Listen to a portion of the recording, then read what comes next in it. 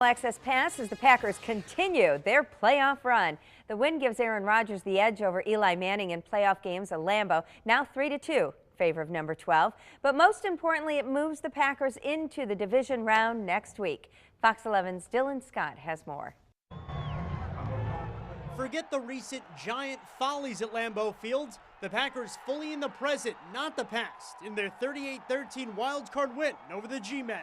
It felt amazing. It felt like it was meant to be today. I think once we had that spark, it kind of got us going, and we all kind of had to look at one another and look at ourselves and trying to kind of say, it's playoff time. After a slow start, Aaron Rodgers looked every bit the MVP candidate, throwing for 362 yards and 4 scores. 3 to a well-rested Randall Cobb, who picked up his play after an apparent rib injury to Jordy Nelson. It was great just to be back on the field, be able to suit up and go play, be back fighting with my brothers. It was a great feeling to be back out there. I said it this week in my press conference, we're better with 18 on the field, and he showed it tonight. He made a ton of plays for us.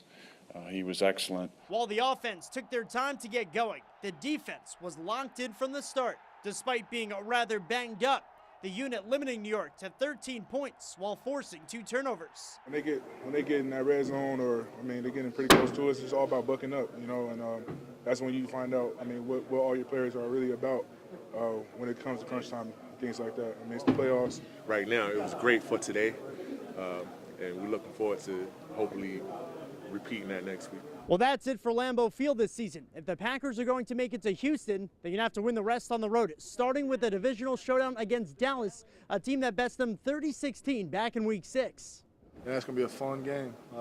Jerry's World, looking forward to it. I don't know what week it was we lost to him, but we knew in the back of our heads that we wanted to see him again. At Lambeau Field, Dylan Scott, Fox 11 Sports.